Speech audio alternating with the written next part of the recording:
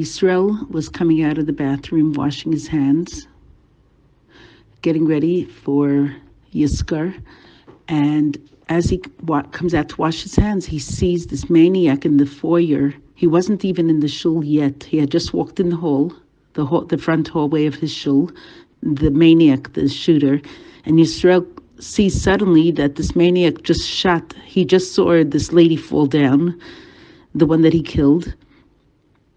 And Yisrael looks at him and grabs with his two hands the gun as to stop him from continuing to shoot, because he was about to continue shooting inside the shul. So Yisrael is actually a hero. He saved carnage from protecting his shul. So he grabbed the gun, holding on to it tight, and the guy shot the gun, and it actually ripped off his two middle fingers. So he was in surgery for about 8 hours today, and they're no longer able to do anything with he doesn't have he's missing those two fingers.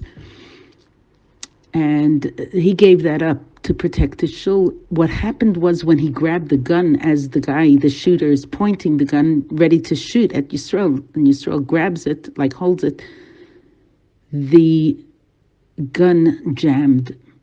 After the bullet it shot his fingers, it jammed. And in that moment of the jam, whoever was standing there by was an off-duty police officer that came to say Yiskar. And he grabbed his gun and immediately started chasing the shooter out of the shul, shooting at him, and until the shooter got into his car, and then they contained him. So what really happened was Yisrael stopped further shootings in his own shul. He happened to be there at that moment, just before he was about to go inside and shoot down the shul. So what hashgacha pratis? He said miracles upon miracles, because kids were running in and out. They were just all over the place because of Yiskar. And all of that was happening in a split second. He comes out the right moment from washing his hands, sees that lady on the floor, grabs the gun, and it jams. So miracles, he said, upon miracles. And he says, I gave up my fingers for the Eibishter to protect my shul.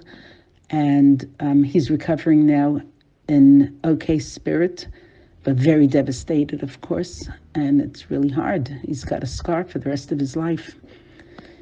Yep, we should only know of good news from here onwards.